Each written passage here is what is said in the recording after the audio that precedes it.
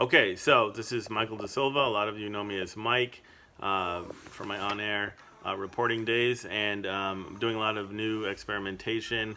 I'm really interested in the possibilities and powers of the internet, YouTube, Instagram, Facebook, social media, Twitter, etc. And so I'm very interested in long-form conversation, and I've been wanting to do this for a long time, so I'm looking forward to having an in-depth conversation with my uncle. And so, yeah, we're just going to have a casual conversation, just sitting on the couch, talking, laid back, relaxed, which is why I'm not wearing a suit and a tie. So I'm going to flip the camera around. Okay. So this is my uncle, Alfonso da Silva, a.k.a. Al. And he's actually on the verge of moving to Florida, and retiring. So he'll be enjoying his life in the sun. So, but before he leaves, we wanted to do this, have this conversation. And Al, first, why don't you just tell everyone a little bit about yourself? Okay, I'm a graduate at the University of Massachusetts at Amherst. I went to school there in the 60s, and I graduated with a history degree from UMass Amherst, and went into social work. And I realized after a period of time that the social work was not very challenging for me. There was a lot of government bureaucracy, and it just didn't stimulate me a lot. So I then was fortunate to move into the high-tech sector, and I started off as an electronic technician, repairing test equipment at a high-tech company. And from there, my career blossomed. I went to another company. I've been with 13 different companies in high-tech, ranging from semiconductor capital equipment to financial software systems, to networking software, to power management devices for data centers. And I grew up through the chains and went into customer service, technical instructor, a director of technical support center, managed a call center, got into sales and marketing, became an executive. And at the apex of my career a few years back, I ran a $250 million sales and service operation. I've lived in Tokyo, I've lived in Shanghai, China, I lived in Hsinchu, Taiwan, I lived in Singapore, I lived in Paris, Denmark, Portugal, so I've been around the world and traveled extensively, South America, North America, extensively through Europe, some parts of Eastern Europe, most of Asia, just about every Asian country, India, Indonesia, Australia, Philippines, Korea, South Korea, a lot of time in South Korea, etc. So I've gained a lot of insight, I think, into the world of economics, into the world of business, into the world of people. Okay, and I'm gonna flip this around real quick too. One of the reasons why I think this is an interesting conversation is A, because of his life experience, but B, also because we're gonna be talking about politics, talking about a lot of different things, but politics. And so, just like in journalism and news reporting, we're always looking for people, and sometimes that's a challenge to get people to open up and talk. But we're constantly looking for people, why they think the way they do, why they vote the way they do, and can they explain it. And sometimes it's tough to get people to open up about that, but this is a good conversation to do that. And so we can find out his perspective, why he believes as he does based on his life experience. So I figured golden opportunity. I'm going to turn that around. Okay, so Al, so here we are in Massachusetts, Boston, Massachusetts, and you've born and raised in Massachusetts, a very blue state, a very liberal state. One correction, born in Europe. That's correct. That's exactly right. So why don't you mention that as well? I was born in Lisbon, Portugal, and immigrated to the United States with my parents when I was very young, around 5 to 6 years of age. Right. So my parents, my father who's deceased, my mother who's still alive, myself, are immigrants. My brother was born here in the USA. And you grew up here. And I pretty much grew up here, Yeah. but I extensively traveled to Europe almost every other summer with my parents for 3 to 4 months Right. when I was going in high school. And so I only mentioned that part because it's something you talk about a lot in terms of the how different. And I've had the opportunity in my life and career to live in different regions of the country. I also grew up in Massachusetts, went to college at the University of Massachusetts, but as a consequences of my career and where it took me, I've lived in Montana, I've lived in Texas, I've lived in Iowa. And so I've gotten to see just, how different culturally red states and blue states are. And you've traveled a lot, of course, internationally. But you you're a lifelong Democrat. You've been a lifelong Democrat. Is that accurate? Until the recent election, I've been a lifelong Democrat and have voted Democrat until the last election. Right. And so now, obviously, Donald Trump is a very controversial figure, and invokes strong emotions in people, or evokes. And but you support him. Yeah, I mean, because at the end of the day, when I voted for him, I was just fed up with politics. Politics continue to be the same year after year, election after election.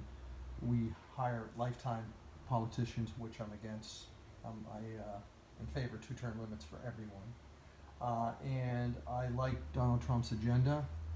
Living in China, I know for a fact how the Chinese tax us very substantially. I know they steal our intellectual property for a fact. So I liked his agenda on China. I thought it was good.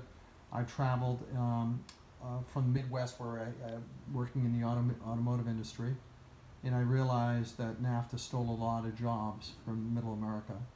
When I traveled across the border into Mexico from Brownsville, I think Brownsville, Texas, or Allen, Texas, you can see all the McAllen, Texas, excuse me.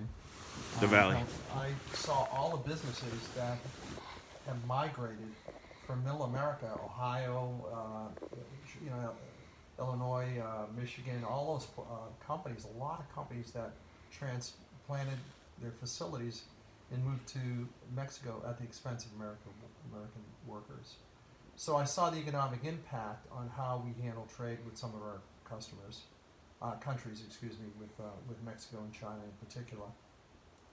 In addition to that, I believed in his belief that our codes, we had too much tax blockage for small companies to do business, to grow and do business. I give you a perfect example. I tried to set up a cellular business in California.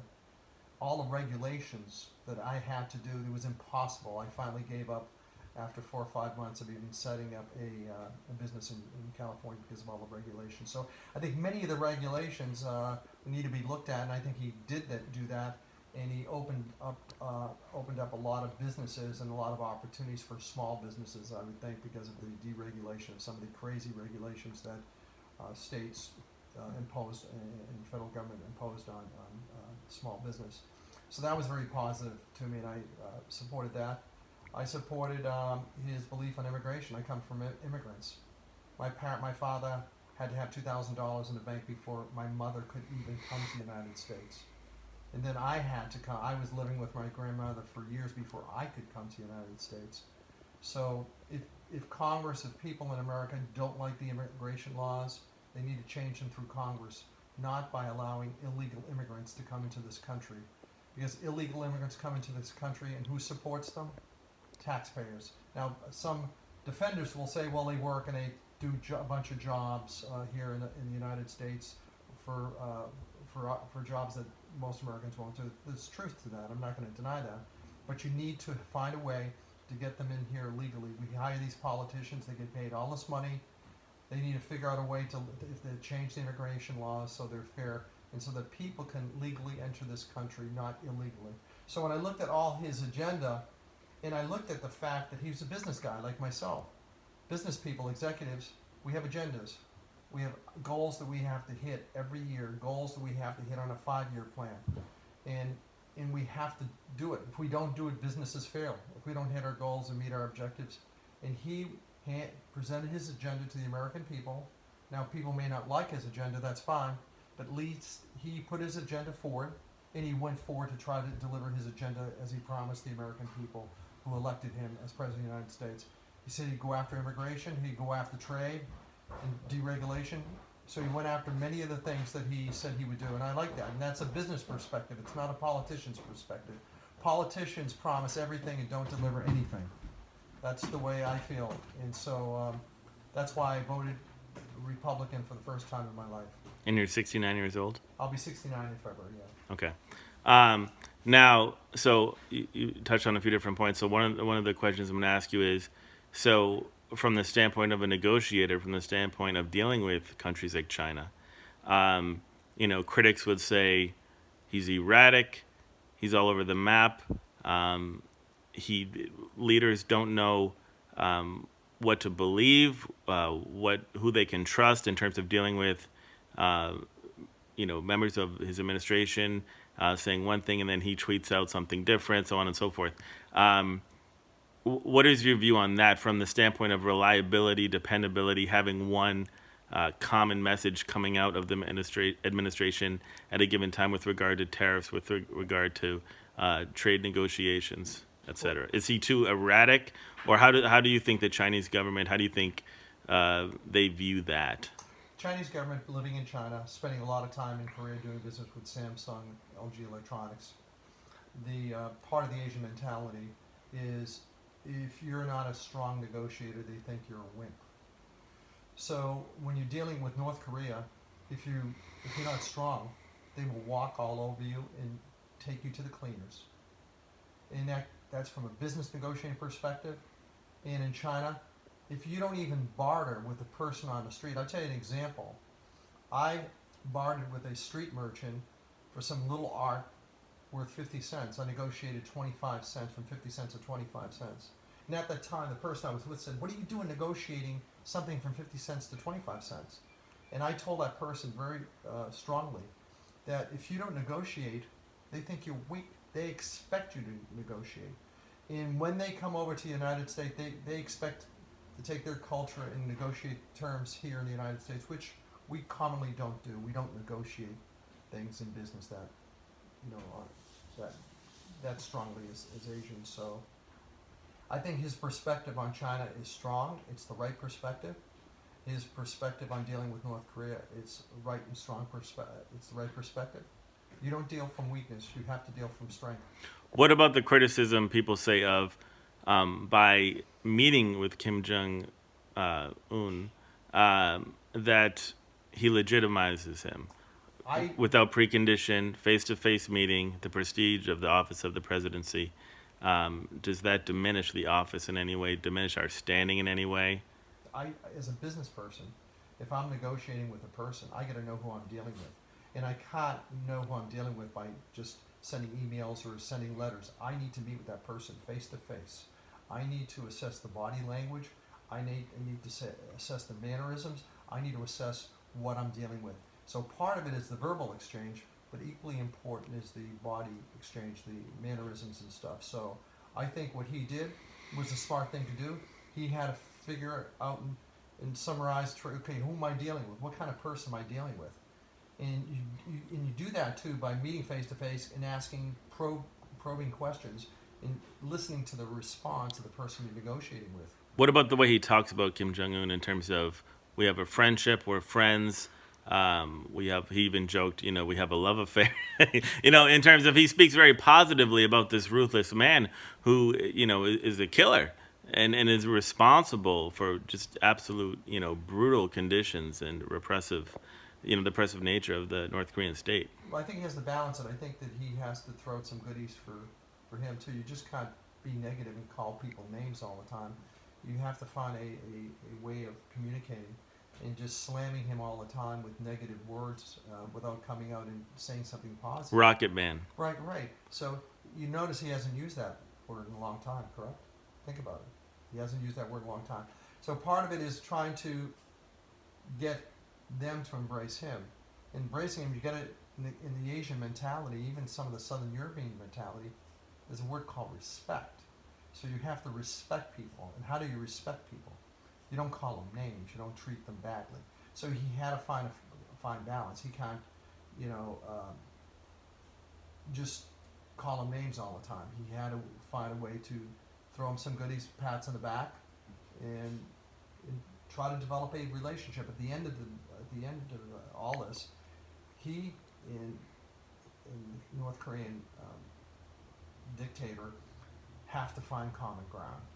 And common ground means that Trump's going to have to give into some stuff, and he'll have to get into some stuff.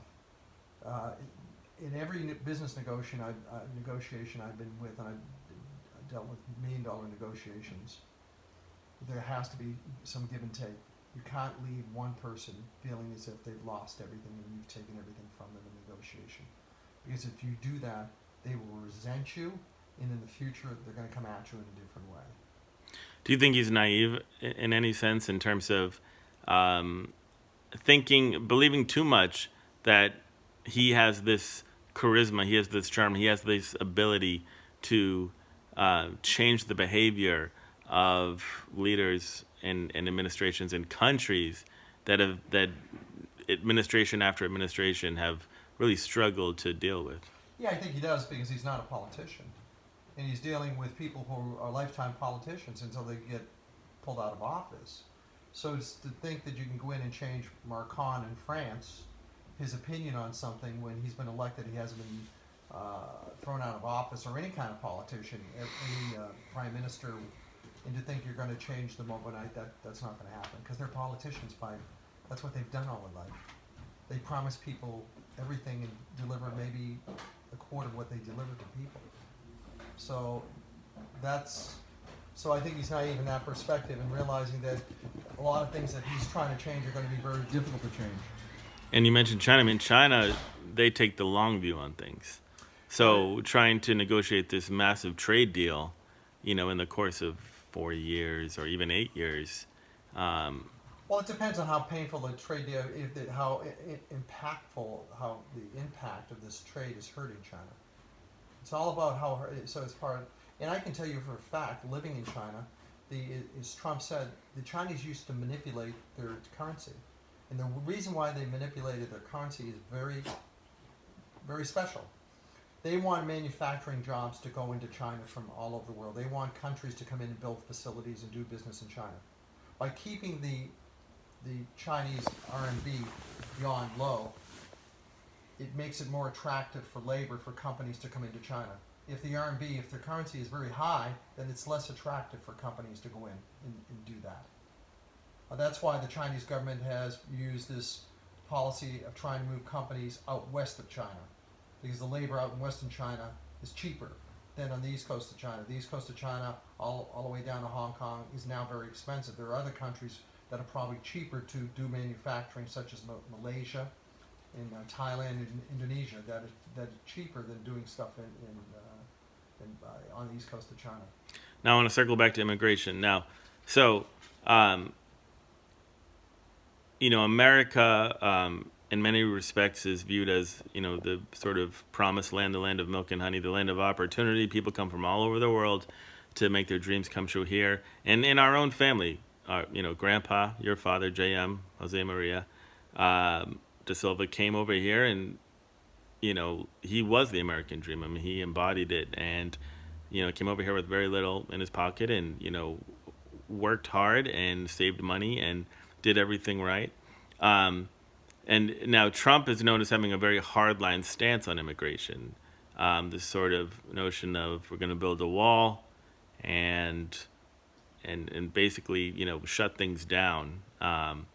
And so there's how do you balance the notion of having an orderly process, respecting fairness, so people don't cheat and skip ahead in the line, and violate our laws, and that we do have a sovereign border, but at the same time respecting and this notion that people coming from other parts of the world enrich our country and enrich the best and the brightest, and bring their talents and their dreams? Well, it's real simple. My simple answer to that is there are many people, including my father, who came here and took advantage of being an immigrant. But the majority of them were legal immigrants. Trump, I believe, is not against immigration. I believe he's against illegal immigration. So if, as I said earlier, if people don't like the immigration laws, you can't just allow people to come in here illegally. It's chaos. It's anarchy to have people just come in here. If they don't like the immigration laws, then I suggest the Congress get together and work with the executive and figure out a way to make things right. You don't allow, however, with that said, you just can't continue to have people come in here illegally. There are rules. If people don't like the rules, they change the rules. If you don't like the rules going on in company, then you change them.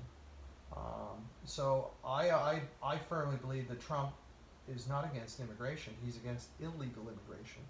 There's a big difference. Right.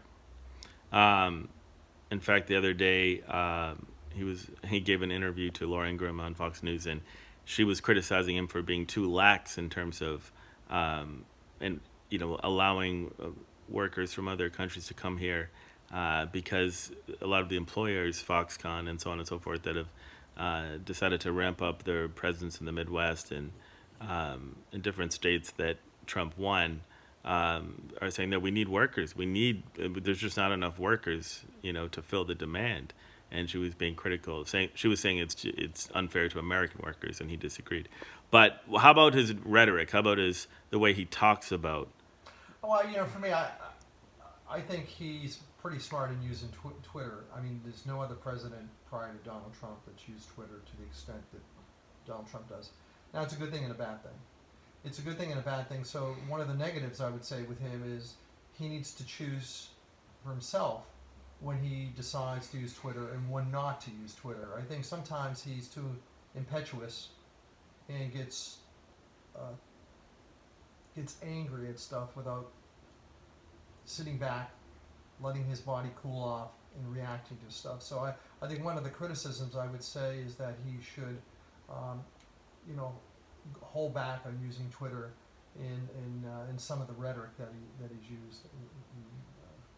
And I think in a social aspect, I believe that he could be better towards Americans who are transgender and be more supportive of transgender and more diversity.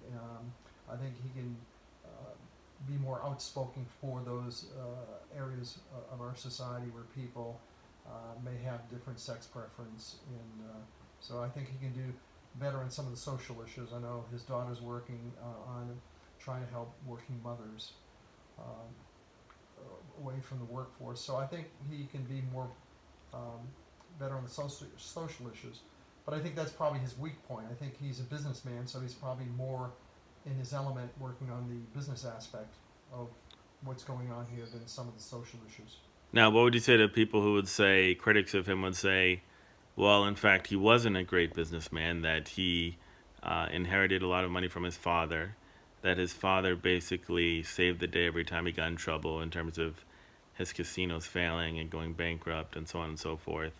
And the New York Times did this big expose that he, in fact, was, for a period of time in the 80s and 90s, the biggest American loser in terms of, being a taxpayer. That he actually doesn't have a great record of being a businessman, and that somehow through luck he managed to survive, but that in fact he wasn't a great businessman and a great negotiator. Well, I would say that there's some truth to that. That some of the opportunities that he's done have failures, but I would say that with few exceptions in the world, businessmen go through periods of time of failure and success. The question is, when I've gone through failures and success as a business person, do I learn from them, and do I take something away that I can use in the future where I'm successful? So I don't know all his detail on his business aspects, so I can't speak to everything. I'm not going to talk about something that I'm not really fluent in or knowledgeable about. But yeah, I know he had issues with the casino and some other business aspects, but he still has been successful in other parts of his business. I think with some of his hotels around the world and businesses around the world. I mean, stupidly, he was successful with TV show Apprentice that he came up with. I don't know how, who was it, whether his idea or whose idea it was. Mark Burnett, yeah. Yeah, but it came up with a very successful show which many people like to watch. Mm-hmm. So yeah, so the answer is I don't know, but what I do know is that his agenda for the election was a great agenda. It's focused on things that are important. The economy today is much stronger. I've benefited from the economy. Not everyone benefits, but I think a lot of Americans have benefited from this economy. It's been going on for quite a few years now. Strong market, low unemployment, wages rising. You can't beat that. So from an economic perspective, what most people care. And I've been in very poor countries in the world. I've been in India where I've seen 8 people live in an 8 by 10 shack. I've seen poverty that most Americans have never seen in their lives. I think that he is making things better here. And people have to understand that what we have here in the United States is something really special. What I think is another thing that I think we haven't focused on is maybe another time the opioid crisis and the sad state of homeless in the United States. It's throughout the United States. I know California is a big issue, and parts of New York City are a big issue too, but homelessness is something that somehow we have to address. And I think part of it has been done where years and years ago when I was younger, there used to be institutions or places where people who had mental illnesses could go to for treatment and stuff. And today, I don't know where any of these people go that were in institutions years ago. I have no idea. I assume some of them are out in the streets homeless today. How many people are there? Because I think, we talk about this often. There's a perception, perhaps, where people who live in a Washington, D.C., or New York City, or Los Angeles, or Boston, so on and so forth, sort of have, I can say this because I grew up in Massachusetts, and I kind of know this mentality where everyone sort of thinks the same way. There's sort of this group mentality, and people kind of live in a bubble where if they don't ever spend any time in other regions of the country, rural America, red states, the Midwest, the South, the West, wherever, they don't quite understand that not everywhere in America thinks the way that people in LA or New York. Obviously, I'm generalizing here, and I think so. When Donald Trump was elected, I think it was shocking to the media establishment and the Washington establishment, and people in Manhattan, and they almost were. This was incomprehensible to them. Well, I was one of the people that I at the time that I did not voice my opinion who I vote for, because if I did, I would be verbally attacked at the time, as many people today are verbally attacked. I'll tell you an interesting story. When I was in Taipei, Taiwan, I was at a bar drinking after a business meeting. I met a French business owner. He owned a manufacturing clothing opportunity business in Taipei, Taiwan. And this is during the George Bush years, during the Iraqi war, and he get elected. He said to me, "How can you elect George Bush as the president of the United States? I don't understand how the American people." I said, "Well, most people don't understand that America is really a mixed country of cultures and diversity. On the East Coast, you have high educated universities, you have this elitism on the East Coast of the United States. And you have it on the West Coast, the same thing. So you have a group of people who are highly educated and view themselves in a certain light. And there are pockets of that in the Midwest, maybe Chicago area and other pockets. But the rest of the United States, people don't seem to know on the East Coast or West Coast how those people in the United States live. And those people in middle America are the ones that elected George Bush. And those people today, these socialists here in the United States who are active socialists here, Bernie Sanders and AOC, my guess is they don't spend a lot of time in middle America dealing with people because they're brought up differently. Historically, it's a different part of the United States than the East Coast and West Coast. Culturally, they're differently with foods and diversity from different groups, and they don't understand that. And that I don't see readily changing overnight. That's going to continue going on where there's the East Coast and West Coast and then there's Middle America. Mm-hmm. And so politicians... in fact, that's why, and you saw this with Hillary Clinton after the election, and this notion of, we should get rid of the Electoral College. There should just be the popular vote, and if that were to happen, then that would be disastrous. I mean, you wouldn't have the Iowa caucuses. You wouldn't have the kind of influence that certain regions in the country have now. I mean, it would really be New York, LA. Right. It would be okay. It's all about the West Coast and East Coast, and right. Forget about every other state. Right. The Electoral College was to make sure that would not happen. So when people talk about getting rid of Electoral College, shame on them. Every states should have a vote in who gets elected president. Not popular vote, but by state. So hopefully that doesn't go away. I mean, our founders did that for a reason, for that very reason. And for some people, politically don't understand that because they have their own agenda. And that's where we are. Yeah, it's pretty fascinating. I mean, how many do you? I wonder how many people out there are like you. People who, because I think people would be shocked or surprised or to know. Okay, Al De Silva, lifelong Democrat, 69 years old, voted Democrat his whole life, and then how did he become a Trump supporter? And I wonder how many people out there are like that. And now you have this experience of traveling internationally and being an international businessman and doing negotiations in Asia and so on and so forth. And for those reasons, that Donald Trump was very appealing to you. You saw him as a tough negotiator who was going to fight back on China, taking advantage of the United States, et cetera, et cetera, et cetera. But you're right. And now a lot of people don't speak up and they keep that quiet. And there's that sort of that notion of being silent and not so even when they take a poll, it's hard to get an accurate poll. Well, first of all, a lot of people who voted Donald Trump are not white deplorable people. A lot of people. I'm highly educated, get a master's degree too. I've been all over the world. I've voted Democrat all my life. So there are people out there just like me. I know friends who are in my position, same positions, who also Deplorables. That comment was offensive to you. Well, it was by Hillary not Clinton. Because for me, I assume it was aiming at low income white America. That's what it was aiming at. That they weren't highly educated. Well, shame on them. Everyone should be. My dad as an immigrant taught me one thing, and you should treat everyone with respect, regardless of what social strata they are. Everyone is a person, regardless of where they are in society. And that remark, for me, didn't affect me, but I looked upon it as they were attacking low-income, white deplorable of middle America.